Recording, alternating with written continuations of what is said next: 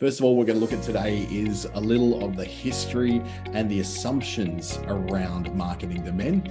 We're going to move into a few examples of some really good men's marketing programs and campaigns, as well as some of the stereotypes that seem to be quite pervasive when it comes to marketing to men, and that might be not helpful to us either as businesses trying to sell a product or service to men, or to reach them with a program or some kind of service.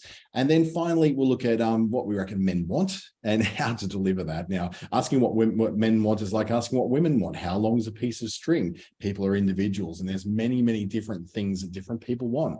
But we'll be looking at some of those big stories about what men are looking for and how to reach them in a very specific way through your marketing.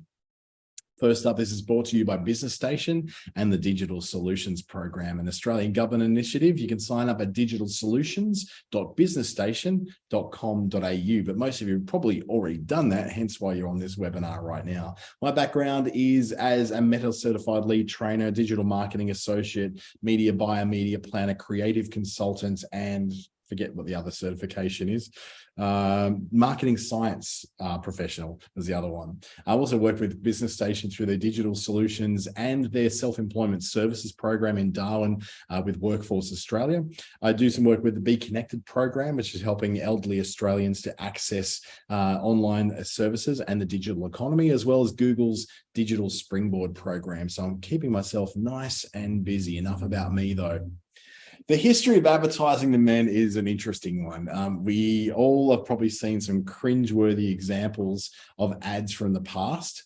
Things such as sex sells. That's always been a very strong theme through advertising to men.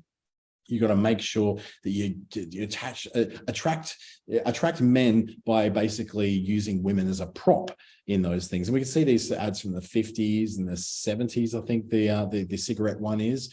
They're very much about using women as a prop in order to sell an idea to men. Now, this is something which, we couldn't get away with this stuff these days. And some of the wording in these is just so cringeworthy and so wrong that, we're very glad we've moved on from that. But this is examples of exactly the kind of advertising. These are not extreme examples either.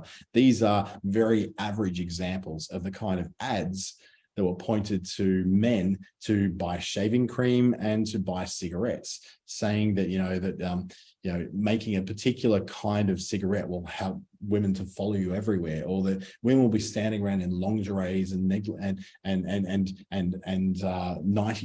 on the phone looking seductively at you if you happen to use a particular kind of shaving cream. Like, we look at these things now and think they're ridiculous. They make no sense. They are completely irrelevant. And how did they ever work? But the problem is that they actually did once upon a time work. These kinds of things did work to attract men to them. And so that the Mennen brand of brushless shave cream became popular simply because it was, a couple of things in there. It didn't just mention that sex sells, but it looked at the idea that dermatologists were choosing it for their own daily shaving. That not only that dermatologists were choosing it, it was saying that most dermatologists were using it. So it had that expert authority going along with it.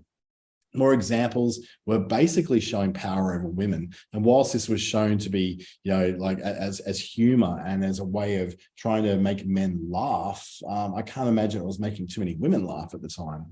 Showing that, that a man's world, you wear a tie and a woman will come begging to serve you breakfast in bed while you're wearing your tie. This kind of imagery of, the housewife who burned dinner, but she can't burn the beer.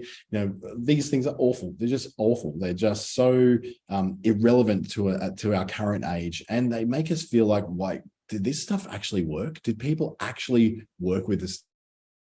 People actually believe some of the messages were given in here, or is this just like, are these fringe examples? And they're not fringe examples. This is how advertising was in the 50s and 60s, that there was that theme of sex sells, but they couldn't say, straight off, plain sex on screen. They couldn't do that, but what they would do, they'd insinuate it. And then the power over women was showing that, oh, those silly women and their silly ways, and we men and our ability to be able to command and conquer was all part of that.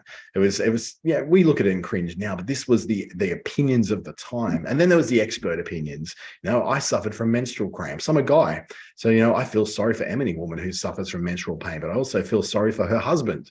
I recommend Femicin to any woman who's suffering from menstrual pain. So this all-knowing man explains the idea of Femicin, advertising not to women to use it, but to men to get their women to use it. Because otherwise she's going to be unbearable to live with, and she's going to be so uncomfortable to live with, no matter what she's going through at the time. Oh no, what we want to do is make sure the man feels good about himself with that. So cringeworthy it is. And then more doctors smoking Camels than any other cigarette. I think we've learned a lot since then about that. And then they got their T zone, the taste and throat zone, which tells you whether, that your particular cigarettes are smooth or they burn the back of your throat. And of course they do. You're lighting a stick on fire and breathing it in, it's going to burn. But these are the kinds of ads that came up as part of just everyday life to get men to smoke cigarettes and to make their women buy certain medications to calm down the discomfort to themselves of menstrual cramps. These are things that just, we cringe now, but we've changed a lot about how we think about these things, not only through such movements as women's liberation in the 60s and 70s, not so much, not just through efforts such as affirmative action, but through the fact that it just didn't work anymore. This stuff wasn't working anymore. You could say almost anything in the 50s and 60s and people would believe it. If it was on television, people would believe it. If someone on the radio said it, no matter how much that person was paid to say that thing, people would believe it. We believed in advertising.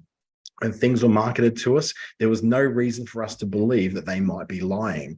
And of course, we were burned, I wasn't alive in the 50s and 60s, but people in the 50s and 60s were burned by, comic book ads, which would say to buy sea monkeys. And sea monkeys are brine shrimp. They're dried brine shrimp that you put in water and they come to life magically. And you build this little colony of brine shrimp that apparently are supposed to be like little sea monkeys with crowns on them, building a civilization. And then would be disappointed when really all it was basically glorified fish food. It was just not what was advertised. X-ray glasses used to appear for ads, and even up until the 80s there were ads for these apparent X-ray glasses that you would look at someone and you'd be able to look straight through them, or look at a wall and see straight through it. Now naturally none of that was true. There's no such thing as X-ray glasses. There certainly wasn't then, and there isn't even now. But we were burned. So our assumptions then had to change somewhat. We changed the way we thought about things. We used to assume back in those days that men needed to know what women wanted, because that was so important for us to be able to read the mind of the woman, so we'd be able to keep her happy because of happy wife, happy life, all those kind of attitudes. We also assumed that men needed to feel powerful. Men needed to know needed to know that they were the king of the house, the head of the table, the breadwinner, the strong man, the masculine energy over the feminine energy. And we also needed men to have an edge over other men. It wasn't just enough that you had to have power over your woman, you also had to have power over other men. And then you saw the things like Bewitched, where you'd see Darren, who's working at an advertising agency, and when he meets up with his boss, the boss is grouchy and grumpy and always ordering him around. And so there was this power structure, this hierarchy in the workplace where men would tell women what to do, and men would lord it over other men that they were the boss and be always constantly threatening to fire them. And that's the kind of world that was painted for us on television and in fiction. And in some cases, that was definitely what the world was like, especially in the way that women were treated in workplaces back then. Go on, little lady, go make us a cup of tea, right? That sort of thing. Those assumptions were made, and they were kind of true at the time, that men did need to know what women wanted. Men did need to feel powerful. Men did want to have an edge over other men, even if their tie was trendier or more expensive, or the expensive suit. You walk into any legal office these days in Sydney, Melbourne, Brisbane, Adelaide, or Perth, and you see exactly the same thing still at play. Oh, that's an Armani suit, is it? Oh, you must be very successful. Oh, that's an Ed Harry suit. Well, you mustn't be very successful at all. I don't even know if Ed Harry's still around. It could be YD or Connor, or one of those places, or a Lowe's suit. You can buy suits at Lowe's, and you would be the lowest on the rank of people that you work with, because your suit was cheap and nasty, where theirs was, you know, Emporio Armani or Versace or some other Italian high-end brand. But then in the 60s, things kind of really changed. In the 60s, what we saw was the emergence of questions being asked, where the baby boomers then came to start to reject some of the things from their parents, the way that their parents lived. They went, well, no, we think there needs to be a different way of thinking. The world as it is isn't working so much. The atom bomb is now around. There's a threat that we could end our lives at any point. This makes life feel very unstable and unsafe. What happened in reality, if those assumptions, that women were making most of the weekly purchasing decisions in the household. So everything from butter through to the clothing that the man would wear, those decisions were made by the woman of the house. And the ideal was then that she wasn't working, he was. So she had the time to go around and make those purchases, make those decisions. The man would come home, give the woman his allowance, the allowance for the household things, and she would go out and spend that money on certain things. So the reality was that even though so much advertising at the time was geared towards men, women were making those purchasing decisions. Men had essentially outsourced the product research to the women in their lives. Sound familiar? It kind of still happens quite a lot. Women were also the biggest influence on major purchasing decisions. Whilst they may not go to that car yard and pick the car out and say, this is the car I want, and do the deal and negotiations, it was usually the woman who actually indicated to the man of what the things needed to be considered for that car to be used, not only for him, but for her to run family errands, for her to be able to operate what's going on in the family. So what happened then was that there was a change of attitude.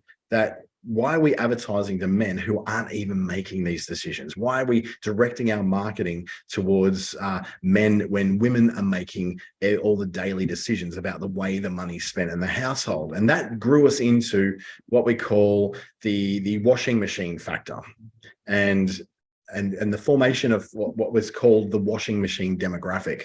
So you can imagine what this alludes to. The washing machine demographic was all about the people, women between 25 and 39 who were considered to be of childbearing age, or they were at least were bringing up children, who was a primary caregiver and housewife, and probably had a high school education, but didn't really go beyond that. Now, we're talking about the 1960s here. This is quite a while ago, so things were a little bit different. But that washing machine demographic is basically around those who have the greatest need for washing machines, which are women with families. And they'll go, well, the man doesn't really want to concern himself with making the decisions for what washing machine to buy. He'll get caught up in technical specifications and warranties, where she'll just go, is this thing going to wash the clothes in the easiest way possible so I can get on with all the many other things I need to do in my life? So the washing machine demographic was seen to be the people who made decisions about every single purchasing decision in that house. They would essentially, there was a quote from a movie, My Big Fat Greek Wedding. There's a quote where one of the older women is saying, yes, the man may be the head of the house, but the woman is the neck, and the neck turns the head in whatever direction it wants to. And that was the idea, is that whilst these men were figureheads of their households, and they would make that final big authoritative decision, the reality was that the women were turning that head in the direction they needed to. Women had the greatest lot of influence over what those purchasing decisions would be, because they would research, they would know what those products were. They had the what we used to call the mums network, where they'd actually be able to ask other women in the neighborhood, what do you find with this one? How's this one work? And they compare and they contrast before they ever had to hit a shop floor. By the time he would come into the equation, where they go down to the department store, in my days it was Grace Brothers, some places it might be Myer or Farmers or McDonald and East, or any of those, or Harris Scarf, or one of the different stores that might have been the big department stores of your youth. And you'd go off and he'd make that, so make that final purchasing decision based upon the research that she'd already done. So things drastically changed. We had a recognition now that it wasn't men making those decisions, it was women making those decisions. And the reality is now that every piece of marketing that's out there is geared towards that washing machine demographic, even today, 25 to 39. The 1980s arrived and things changed a little bit again. So in the 1980s, we found that women 25 to 39 was still the main demographic, but now you had a hybrid of the mother, the housewife, and the career woman all in one package. So it's starting, this is when I grew up in the 1980s. So we had this situation where my mum was one of very few women in our neighborhood who were they were housewives. They were at-home mums. Most mums at the time were working in the suburb I grew up in. So it was a little bit unusual to have a mother at home. Now, what happened is that the education standards for women at the time rose remarkably. You saw more women going to university, into colleges, into vocational education, and they were having careers, really good, worthwhile careers. So now, what was happening is that whilst women were still making the majority of those purchasing decisions, and we started to get the rise of the Homer Simpson man, where he didn't really perform much of a task in the house at all, she was essentially running the house. She was running the family, running all the affairs, including all the money, running the taxes, quite often doing all the receipts and making sure the family budget was all together. This is a time when we realize that we definitely should not be advertising to men, because ultimately every decision in everyday life is being made by the women of each family, and that's who we should be advertising to. Again, that washing machine demographic, the 25 to 39-year-olds. As we come forward now to 2023, that's kind of sharpened even more. Now in 2023, it's risen a little bit. Instead of 25 to 39, it's now women 30 to 45, because women are having children later in life. We're getting married later in life. We're forming families and households later in life, because quite often the career part is in the 20s, and it might not be till the 30s till we start thinking about moving into long-term relationships or into families and wanting to have kids. These days, it's much more a shared care and shared household, so that the household tasks, decisions are being made by multiple people in that household, and that the childcare is done shared, or it's even outsourced to childcare providers, so that this is now no longer necessarily a reason for a woman to have to stay in the home unless she chooses to. And higher education is almost an assumed part of it now, where quite often now we find that many university courses are majority women in them. I think the last time I looked at the Charles Darwin University Medicine School, it was like about 80% women in there, and it's fantastic to see. It's just going to show that whilst there's typically been a tendency for education to be limited towards men, now it's very much a woman's world, and it should be. And there's, it just goes to show that things have changed remarkably. But that age of the washing machine demographic has crept up a bit. It may not even look at it as a washing machine demographic anymore. We may call it the family woman, or the woman who is able to, have all of this. A lot of those articles, the BBC article you were seeing maybe over the weekend that was saying that Jacinda Ardern and questioning whether women really can have it all. That's the kind of thing we're fighting against now, is this idea that women can't have it all because they are unable to handle everything the way that men are. But I think we all know very, very differently than that now. So today's examples we're going to use of some of the really good ways that marketing to men is being done include this one, which is the Old Spice campaign. Now, hopefully this sound will come through to you. But if we stop using lady-scented body wash and switch to Old Spice, hello, ladies. Look at your man. Now back to me. Now back at your man. Now back to me. Sadly, he isn't me. But if he stopped using lady-scented body wash and switched to Old Spice, he could smell like he's me. Look down, back up. Where are you? You're on a boat. The man, your man could smell it. What's in your hand? Back at me. It's an oyster with 2 tickets to that thing you love. Look again. The tickets are now diamond. Anything is possible when your man smells like Old Spice and not a lady. I'm on a horse. There's one of those hilarious ads, Sean, that came out recently that we just go, wow. It was just so good at what it did. It was so capable of what it did. It really answered the question of how we're now tending to be advertising the man. Now I'm just going to try and get out of this and go to the next screen. There we go. What this did right is it made fun of male stereotypes while still presenting this epic male, this epic powerful male, but it made fun of all those old stereotypes. You know, the whole idea of smelling like a man. You look at your man, look at me, look at your man, look back at me, and I'm what your man could smell like. So it was that fun and taking the mickey out of itself. It didn't pretend to be anything new. Old Spice is a very old fragrance. It's back from the 1950s. This is a very old men's fragrance. It hasn't changed in formula since then. It's the same smell it always was. Kind of like for ladies, for Chanel number 5. It's our Chanel number 5. It's the one that's ever changing, absolutely timeless. It didn't pretend to be anything new. It played on the idea that it's Old Spice. It played on the idea that it's the old male smell.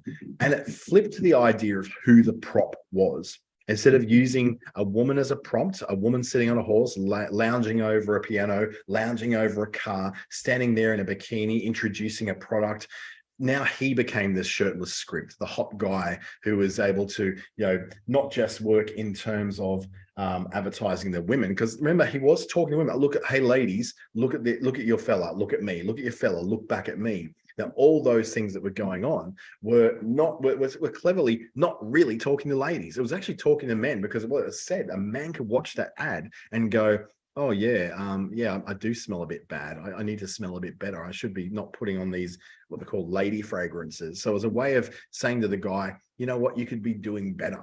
And so much so, we're going to talk to your missus about it because you don't seem to be listening. So we'll talk to her about it, which gets his attention. Very, very clever. It's using a lot of really good psychology tricks to make sure that men are somehow engaging with something which in its very script seem to be talking to women. Another example is this one from Dove. Now, Dove are excellent at forming ads. I remember the Dove Self-Esteem Project from about 2016, I think it was. It was so old that it was in like the old shape of television. This is a similar one, but this is geared towards men.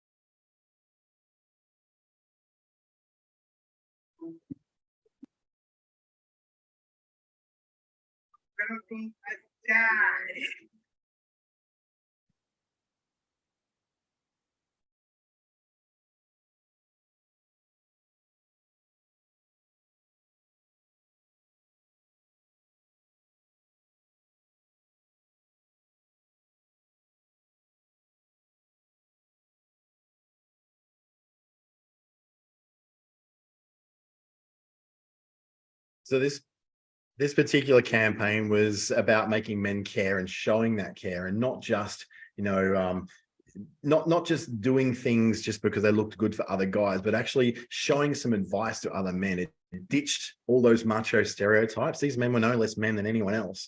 They weren't any less a man than the man on the horse with his shirt off, with diamonds coming out of the palm of his hand.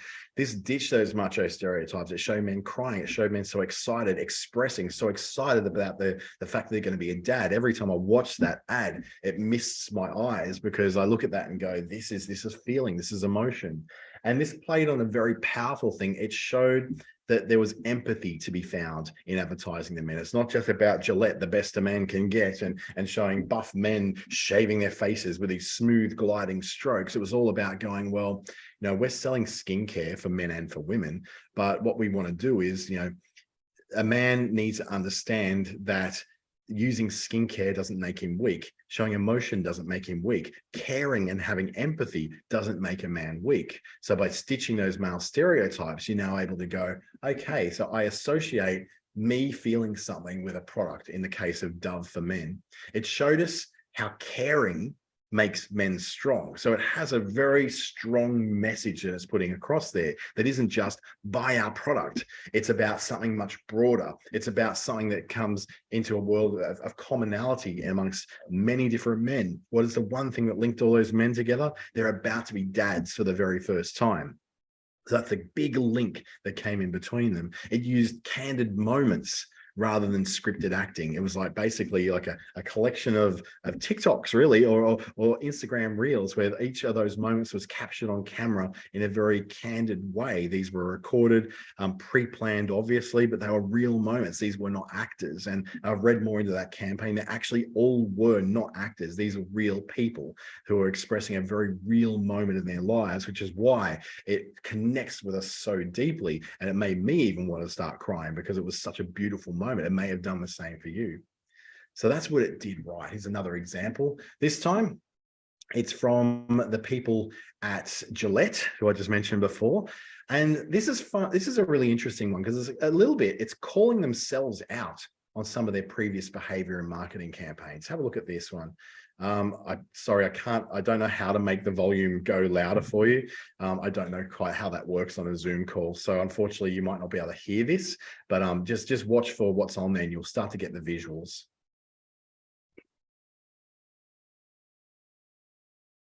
Is it? Yeah. Sexual harassment is taking over. It's been going on far too long. You can't laugh it off. What I actually think she's trying to say. Making the same old excuses. Boys will be boys. Boys will be boys. Boys will be boys. But something finally changed. Allegations regarding sexual assault and sexual harassment. But she says. And there will be no going back. Because we believe in the best in men. Come on. To say the right thing. To act the right way. Not cool. Not cool. Some already are. In ways big No, men. and small.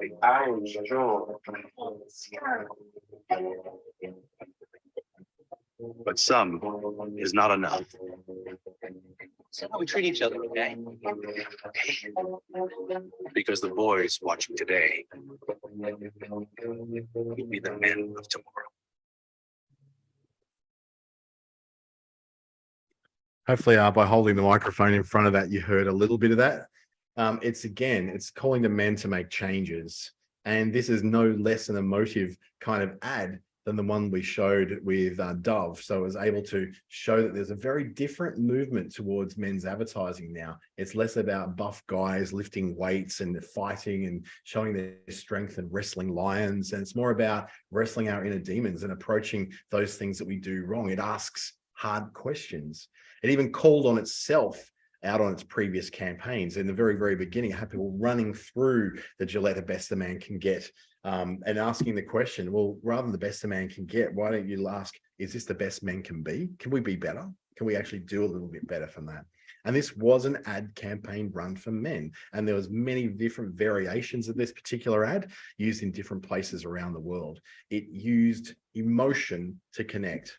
Because a lot of the men that we watching that were the kid who was chased, were the kid who was punched, was the kid who was picked on, was the kid who learned some really bad habits from his father and learned to,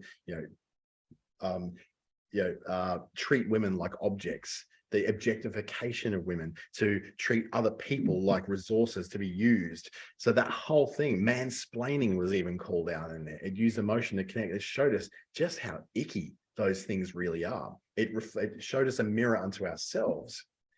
Yet it was advertising that was done for razor blades. So essentially, it puts a connection that goes, I need to shave and use razor blades. And yet this thing is telling me a little bit about who I am and who I'm not. What it did is actually put a position in there for those kind of men who will look at that and just rail against it and say, this is social engineering. People are trying to tell us what to do. That's been going on since the beginning of time. The whole machoification of men's advertising was essentially advertising agencies who are trying to tell men what they should be. Now it's telling them something different. So it's not trying to re-engineer society. It's just looking at what society already is and saying we're repositioning ourselves to move away from that machoification because it's not working anymore. That's the whole reason why these ads are running and other ads aren't, is because that machoification stuff isn't working anymore. Men, particularly in the biggest demographic in our country right now, which is millennials, more people are millennials in our country right now than any other generation. They're the most active in the workforce right now. It's not you would think that after the boomers there'd be Generation X, but no, Generation X is one of the smallest generations in the history of the world. That's what I am, Generation X. So as we move on, we go, okay, in this big lot of millennials, we've got to remember the millennials we were laughing at have got certain attitudes now. The machoification doesn't come with them as a generation. They've got questions. They don't want things to be the same way they were. Approaching marketing to them is very different than what it was when we were marketing to who our 45-year-olds were 30 years ago. So how do we do this? Well, there's another example I've got here, which is a very Australian example, which is to do with beer.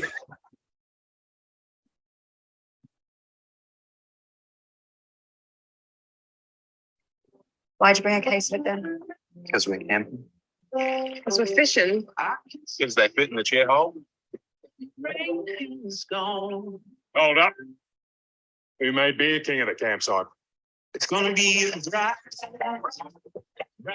Stick that, you chair hole.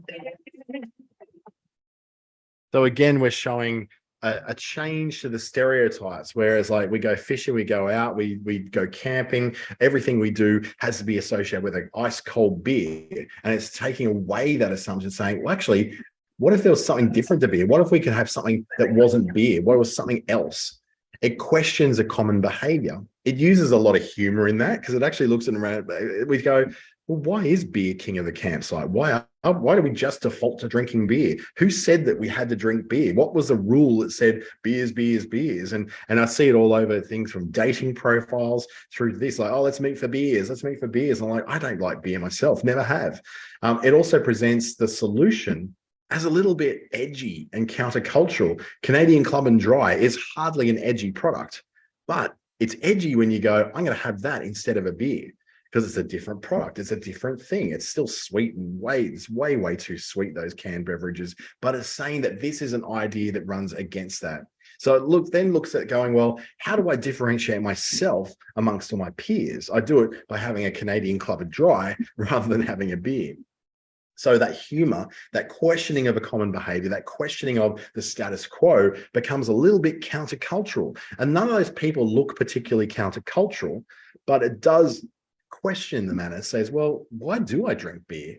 And that's the ultimate position of that ad, is making you ask the question, why do you drink beer? Why? What specifically is it about beer that you like? Do you actually really like it, or you drink it because that's what you've always had? That's what you were educated to have. That's what your father had. Therefore, you will drink beer because of those reasons. So when you look at all those, then we need to look at some of the stereotypes that are brought up in men's marketing, particularly around that machoification, that sort of thing, and how that's changing now and how you use that differently.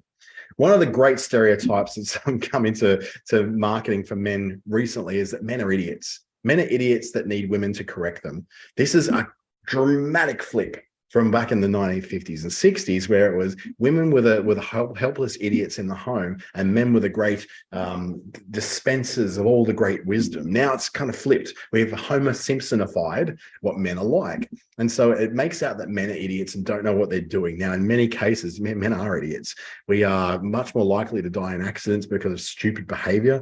We are far more likely to die young because we make stupid decisions and do stupid things.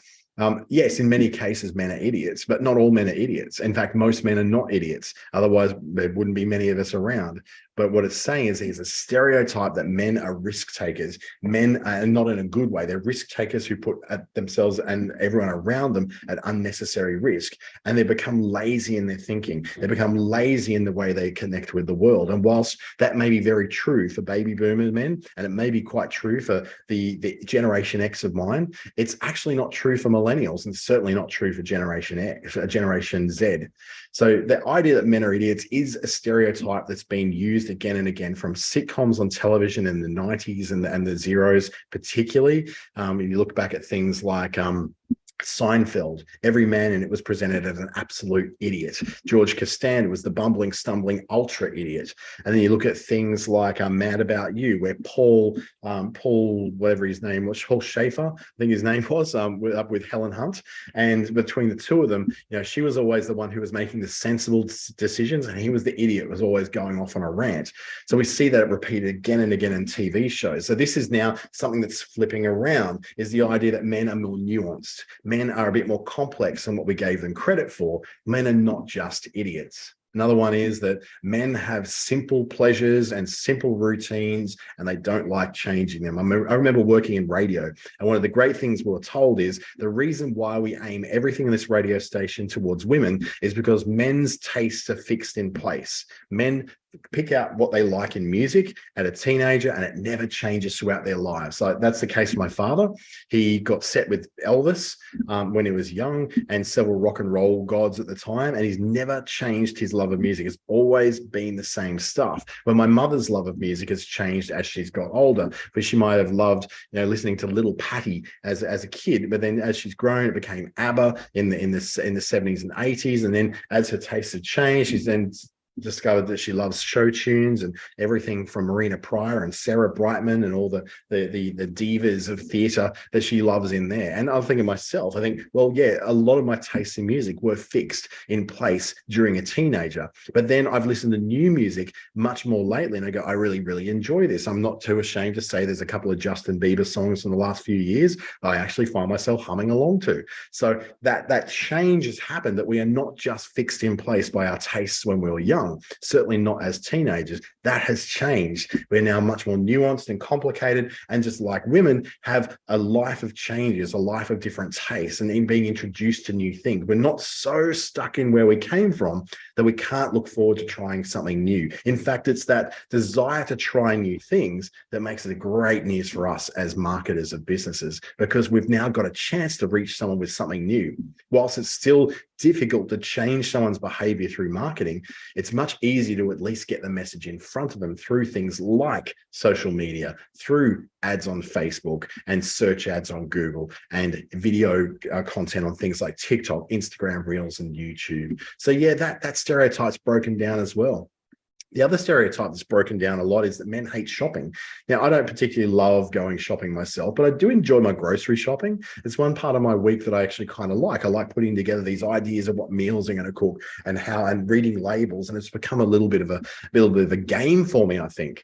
But the idea that flat out men hate shopping, and that you need to have special seating areas in shopping centers where men can rest and not have to go into shops all the time has broken down a lot. All you need to do to know that difference is to go into Bunnings on a weekend, or go into BCF or any of those boating, fishing and camping kind of stores over anything. It just makes a huge difference that they could walk on in. And Athena's actually put a really good point in the chat here. Can you do my shopping, please? Because what we've discovered is that not all women love shopping either, particularly when it comes to that clothing, the window shopping, the idea from the 90s where we would all window shop. We'd go to our local Westfield shopping town or our local big mall, and we just wander aimlessly through, looking at what's new, what's going on, and seeing what specials they are, and trying clothes on endlessly. Oh my God, I couldn't think of anything worse than that. Jan, my idea of hell too. I agree with you. I cannot stand that stuff, but I don't hate shopping. In fact, I like shopping when I know what I'm going shopping for. That I think what men used to hate about shopping was that wandering aimlessness, not the task-oriented shopping. I need to get groceries. I go to the place, I go to Coles, I go to Woolies, I get my groceries, I come home. It's that endlessly wandering through, looking for one thing, spending 3 hours and buying one thing, rather than going to Bunnings, knowing what we need to get, getting it and getting home and getting on with the job. I think that's how what a lot of people say is the death of retail, is just because we're just so sick of the process. We'd rather just go in and get the thing and get out. I avoid my local shop, my big shopping center, which is Casuarina Square, and I avoid it like the plague. It is the closest shopping center to me. It's about a 15-minute drive. I will deliberately drive 40 minutes to get to the one at Coolalingga, to the Kmart there rather than going to one at Casuarina because it's less people, it's less crowded, and I can get straight in the door at Coolalinga and not have to worry about parking in horrible crowded conditions and dodging people all over the place. And like Sienna said, these days we look it up online.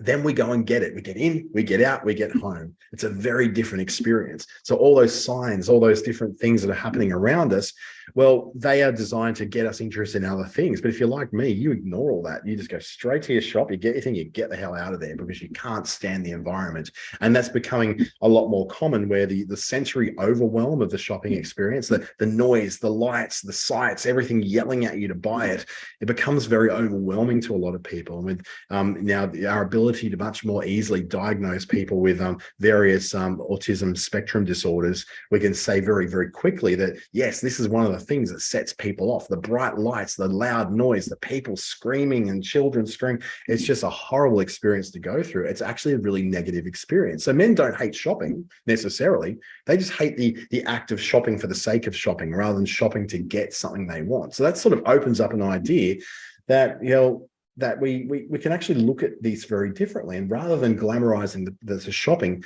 just getting to the point of this is what you need, we've got it, and here's why you want to buy it from us. We also have this idea on our heads that men make very logical decisions when it's shopping. I don't know if you've ever been to a hardware store like Bunnings, but men will sit there and they will obsess over 3 different fertilizers for the lawn. There's 3 different fertilizers, every single one with the same active ingredient, but they will make eventually they'll make a decision that's either based on price or they'll make it based upon what they feel emotionally connected to, which is usually why there's different colors and different presentations and different ideals. They're on the labels of these tubs of grass fertilizer, of lawn food. And it's to make people make a decision that's much more emotional. They're not basing that decision over whether it works. They're not making that decision over necessarily what the price is. They're making it because they feel like this particular brand appeals to them. And that's the same with walking into a shop and picking a shirt that you go, well, this shirt is great for work. I can also wear it out to events, or, oh my God, that shirt's amazing. People are going to love me in that shirt. And then you make a decision based upon an emotional call rather than a logical call. So this idea that men have this great overriding logic and they shop on that is basically a load of phooey. We are just as emotionally shopping as what women are. We do exactly the same process. We go in there with our plan. We go in there to buy this one thing, especially Kmart. Kmart's a trap like that. You go in there to buy this one thing from Kmart. For me, it might have been dog treats because they've got some really good dog treats for that dogs really like. And then I go in there and walk out with, you know, a queen size bamboo sheet set, 3 fake plants, a picture for the wall, and a set of bathroom scales because, you know, it's cheap and it's easy and it's there. And basically, I kind of like those things, so I'll make an emotional decision to buy them. So that logic thing, let's throw that out the door and now look at how we actually do market to men, particularly in an online world where we're talking about social media. We're talking about TikTok and Reels and websites and YouTube and all these different options to market to. It's never as the hardest part is not actually the advertising itself or the marketing itself. It's going, where do I start? Like, how do I actually talk to men? Because, you know, I might not be a man myself, or I might be a man, and I don't really know how to reach other men because all marketing theory for the last 50 years has been geared towards marketing to women between 25 and 39. It's still what most radio stations are attuned to. So I know that Mix 104.9, Hot 100 in Darwin, they're the 2 main radio stations. Both of them are aimed at 25 to 39-year-old women. In Brisbane, it'll be things like 97.3, Nova, B105. They're all based towards women. The highest rated radio stations all tend to be based towards women. The only ones that really are based towards men are the hard rock stations, Triple M, that kind of station, or ones like the talkback radio stations are the ones that have angry old men talking to other angry old men about the things that make angry old men angrier. Those kind of radio stations are geared towards men, but most music stations are geared towards women between 25 and 39. And the advertisers know this. That's why they all flock to them, because it's easier to get advertisers to advertise to those demographics than what it is to the men-oriented radio stations. So one thing that we have to understand that in 2023 is men actually now care about how they look. But once upon a time, that the picture of the slob on the lounge, while there's still plenty of them, but overall, men now do give a damn about what they look like. So what you do to get to someone who you want to advertise something like skincare to is that you need to state that you know that it's important for that man looks good and why. You know, we know you need to look good at work. We know you need to look good when you're out there in the dating world. We know you want to look good. So it's actually repeating it back and saying, we know you want to look good. We get it. You want to look good for that date. We get it. You want to look good when you walk into the office on Monday morning. And then we normalize the fact that this is a very normal behavior for men. All men want to do that. We all want to look good. We take away that mystery that wanting to look good as a man is not a girly thing. It's not a thing which is just for women. It's not a thing that just only. It's not about women putting on mascara in a mirror. It's actually about just the wanting to look good because it makes you feel good. It makes you feel confidence. Confidence comes from looking good, and so you make these obvious connections between the outcomes that a man could get from looking good. You know, if you're looking good, you're going to be more confident. And more confident people attract more people to them, whether that's in dating, whether that's in getting a job, whether that's just wanting to look good in your social circle. When you turn up and you've got a fresh faded haircut and that sharp beard, other men will look at you and go, yeah, I want to be like you. Where'd you get that done? And that's the kind of conversations that are now happening. We're not just talking about the weather and the fishing and the football. Now we're talking about, what's the barber you go to? Man, he did an awesome job of that. We give each other compliments now, surprisingly enough. Men complimenting other men on their looks. And you thought only women did that. Well, it's changed. Men now care about how they look, and they want to look as good as their best looking friend. Men feel things.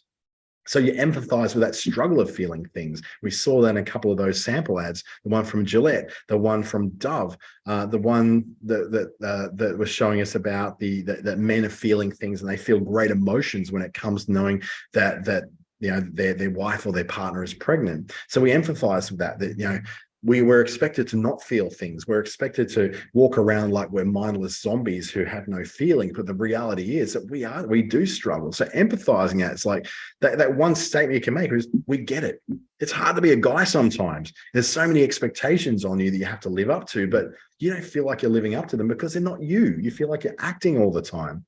And then again, we normalize that. You empathize with it, then you normalize. So empathizing is say, we get it. You know, it's hard to be you. Now we're showing it as a normal thing. But did you realize that asking this question is a completely normal thing? Every man is going through his life and going, is this who I really am? Is this who I want to be? Do I want to be my father? Or do I want to be my own man? And then avoid any sort of really weird like connections, which are like trying to connect a product through to that feeling. So it's saying, yeah, it's hard to be you. What you need is something easy in your life. And we got the easy product just for you. You don't want to do that. It's weird. It's icky. It feels you know, really cheap. And it's like drawing someone in and making them trust you because you understand them and then they feel understood. And then you immediately try to sell them a network marketing scheme and try to sell a powder, a potion, or a pill and saying, join my team, you'll be part of my downline and get on a Zoom call on Wednesday nights. And they're just like, what have you done? You've just completely betrayed me. You've drawn me in, and then you betrayed that drawing in, that human connection, by trying to sell me something. So yes, you do have to sell something, but remember that touch points that happen between someone getting to know what your product is and then being ready to buy it. There's up to 30 touch points. You're not going to sell someone just by immediately drawing me and say, hey, by the way, buy this thing. That doesn't work anymore. And I don't know that it necessarily ever did.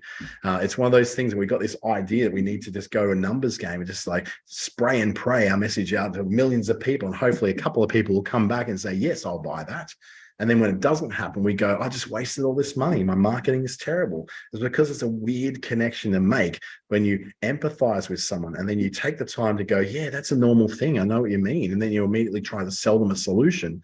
That's just weird. It doesn't feel like a human that's talking to you. It feels like a robot. Men are parents too. Surprisingly enough, we feel deeply for our kids. We live for our kids, and it's absolutely normal for us to express this, that our kids are this prime concern in our life, that our protection of our family and the people that we love is of supreme importance, that we'll lay down our life for our kids. That sort of thing is completely normal. But what has not been normal, it used to be like a really macho thing. Don't mess with my family, otherwise I'll come punch you out. That kind of thing was much more normal. What it is now is actually admitting and saying, I don't know what I would do if one of my kids was harmed.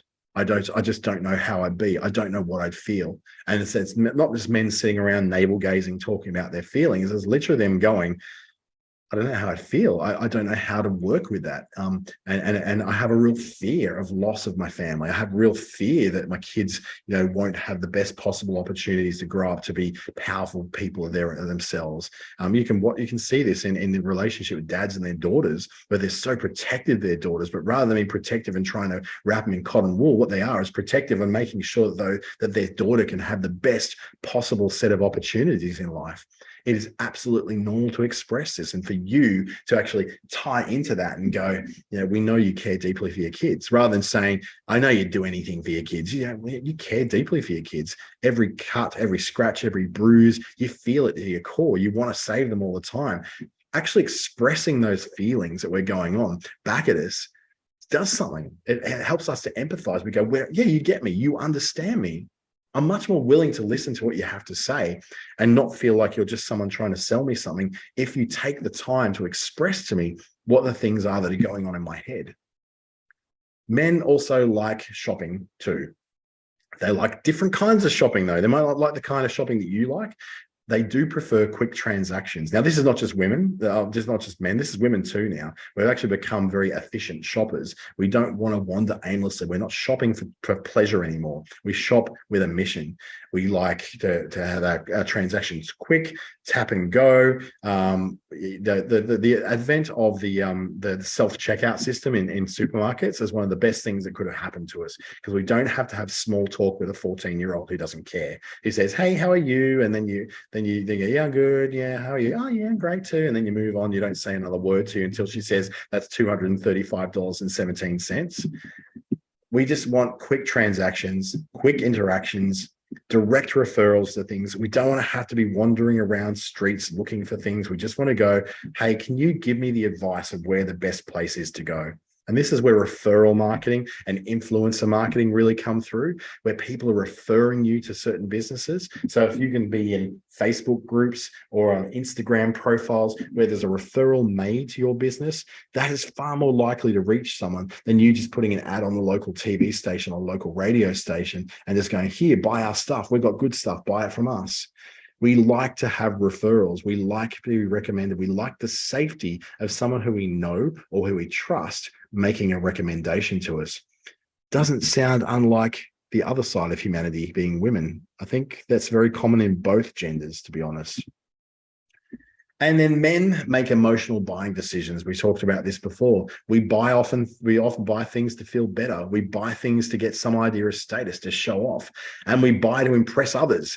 That's why you still got that middle-aged man buying a sports car and an 18-year-old girlfriend. It's just the idea that we do make buying decisions based upon emotional reasons, not logical reasons. There's no reason for most men to own a Ford Ranger Raptor. That $88,000 monstrosity on the roads is not necessary for most of the people who drive them. Very few of the people who drive them ever go on a dirt road, let alone go in the sand and the mud.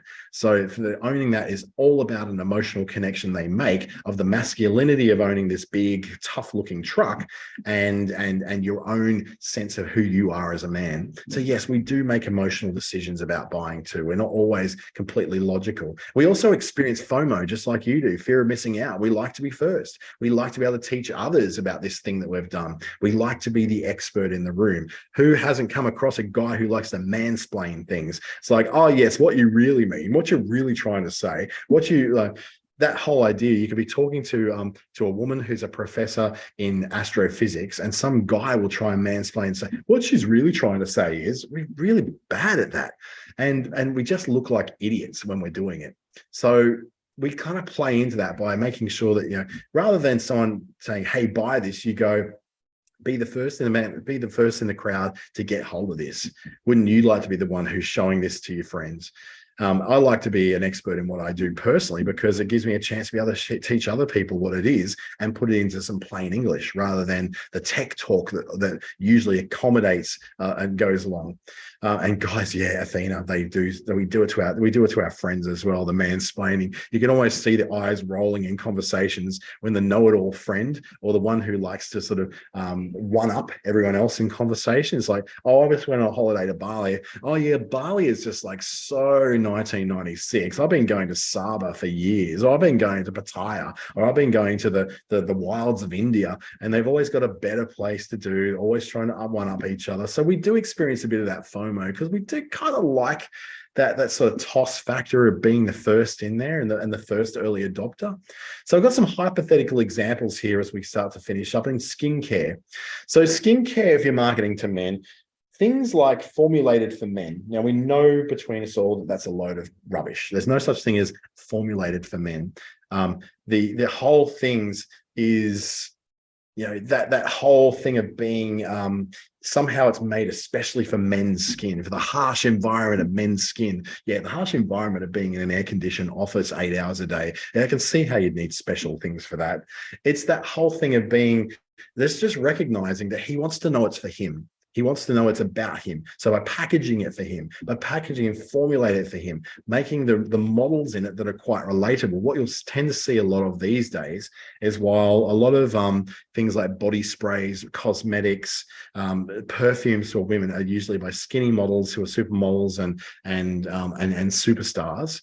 With men, you'll tend to find, apart from say your David Beckhams and the occasional actor from one of the Marvel movies, most of what we see for things that are made for men show much more average kind of looking guys because we're a little bit fragile. We haven't built up that muscle in our minds against being advertised to by people who look nicer than us. So we're a little bit more fragile. So there's a lot more guys that aren't have the perfect bodies. They don't have the perfect look. They don't have the perfect hair. They might have a little bit of a belly, but they look just like us. So we feel safer going with that. If you're working in areas like counseling, NLP, hypnotherapy, that talking about being private and discreet allows a man to feel like he's got some control over a situation where he feels out of control. This works for women too. The idea that you can provide some sense that you have some control over the situation when you feel like you have no control over your life, and that things like therapy, counseling are all a normal part of life. We find with men too, less scented candles and soy wax melts and Eastern esoteric music and Tibetan prayer bowls in it, the better that he feels. He feels there's a little less woo going on, a little less of all that stuff going on. And it's more about, let's get some outcomes. Let's make it a process-oriented thing rather than let's go exploring. It's more like okay, we're going to go from here to here, and this is how we're going to do it. We do find that men do prefer that. They feel like a little bit like if it's a process and it's defined, and they can expect an outcome, they feel a lot happier than walking into someone who kind of takes them on some sort of deep mental and spiritual journey. We say that fashion for men is about standing out but not too much. You want to stand out but still be seen to be normal. By linking fashion to male celebrity looks, so going, okay, this is what Jake Gyllenhaal's wearing, this is what Tom Holland's wearing, this is how you can pull off that look as well. What we also look for is those multi-purpose examples. We're not looking for things that we can wear out. We want to see things that we can wear anywhere. We can wear this to the pub, we can wear it to the work, we can wear it to a function. It's multi-purpose. We like multi-purpose with our clothing. We don't like clothing that's fit for purpose, apart from fishing shirts and rugby jerseys and football jerseys, those kind of things. We will wear those everywhere if we can. But the reality is, if we need to look good, we want to make sure we can look good in multiple different situations with the same thing. With technology, we like comparisons. We like the fact that it's useful. Show us how this is useful for our life and tie it to a real world performance in our work or in our ability to be able to use things. Remember, we like to be the expert. We like to mansplain sometimes. So think about how we can tie what the benefit of that particular technology is and a real world case or scenario where we can use it. In services, think about the measurable time saving or the measurable money saving that can be in there. Not just saying, wouldn't it be nice to get someone else to do this for you? Say, tie it to time saving or money saving and connect with those things that they could be doing instead of the thing that you do for them. So that what it gives them time to do, it gives you the time to do the things that really matter. It gives you time to buy the things you really need to buy. And then you can tie those through to things like family, kids. You know, instead of spending time doing this, you can spend more time getting to know your kids. Instead of spending money on this, you can put it towards that big holiday you've been planning on going to with the family. So to tie it all up, there is no single men category to sell to. Marketing for men has changed a lot. As we've seen, it's changed for women as well. There's a lot of old stereotypes that we're still kind of tear down. And we need to understand the complexities of advertising to men. It used to be very simple, you know, show power over women, show power over other men, and show us that something's sexy and we buy it. Nowadays, it's a little bit more nuanced than that. It's not quite the same.